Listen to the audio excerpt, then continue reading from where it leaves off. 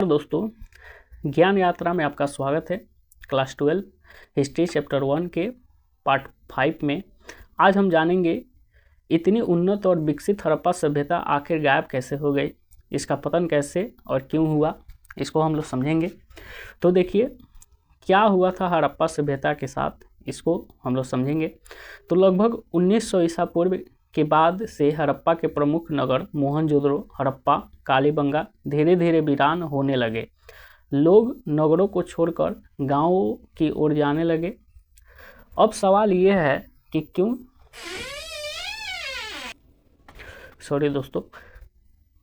तो अब सवाल ये है कि क्यों।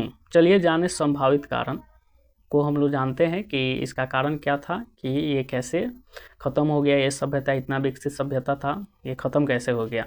तो संभावित जो पतन के कारण है इसको हम लोग एक एक करके समझेंगे। तो पहला कारण जो समझेंगे, पर्यावरणीय परिवर्तन के बारे में हम लोग समझेंगे, यानी क्लाइमेट चेंज। तो जलवायु में बदलाव हुआ, यानी सूखा बढ़ा, ठीक है। जब जलवायु बढ़ेगा, ठीक है, तो या तो सूखा आएगा, नहीं तो बाढ़ हो रहेगा, ठीक है। सिंधु और अन्य नदियों का मार्ग बदल गया, ठीक है। कृषि और जल स्रोतों पर असर पड़ा, ये पर्यावरणीय परिवर्तन यानी क्लाइमेट चेंज का कारण बना, ठीक है। अब सेकेंड नंबर बात किया जाए, बाढ़ और प्राकृतिक आपदाएं। तो मोहनजोदड़ो में कई बार बाढ़ के प्रमाण मिले हैं। बार की बाढ़ से नगर जीवन अस्त व्यस्त हो गया, ठीक है। यानी जब बाढ़ हो रहेगा तो नगर जीवन क्या होगा, अस्त व्यस्त हो जाएगा, ठीक है। वन कटाई और अति दोहन, ठीक है, इसको हम लोग समझेंगे। ईंधन और निर्माण के लिए पेड़ों की कटाई होती थी।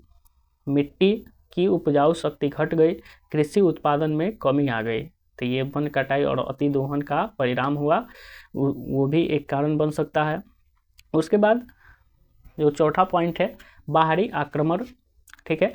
एक पुरानी मान्यता थी कि आर्यों के आक्रमण से हड़प्पा का पतन हो गया, ठीक है। यानी पहले के जो विद्वान थे वो मानते थे कि आर्यों ने जब आक्रमण किया, तो आज के पुरातत्व प्रमाण इस सिद्धांत को पूरी तरह से स्वीकार नहीं कर। अब लास्ट इसका जो कारण था, ठीक है, यानी आंतरिक समस्या। ये भी हो सकता है कि आंतरिक समस्या के कारण भी, यानी प्रशासनिक नियंत्रण कमजोर पड़ गया होगा, व्यापारिक व्यवस्था टूट गई होगी, ठीक है, सामाजिक और धार्मिक असंतुलन बढ़ा, पतन का परिमाण, नगर संस्कृति खत्म हो गई, लोग गांव में बसने लगे, उत्तर भारत में वैदिक सभ्यता का आरंभ हुआ। तो ये था आपको मान लीजिए पतन का कारण हड़प्पा सभ्यता का। अब बात किया जाए इसका निष्कर्ष क्या निकलता है, तो हड़प्पा सभ्यता का पतन अचानक नहीं हुआ, ये एक धीमी और जटिल प्रक्रिया थी जिससे कई प्राकृतिक और मानवीय कारण शामिल थे। हालांकि उनके अवशेष आज भी हमें उस गौरवशाली अतीत को याद दिलाते हैं, ठीक है।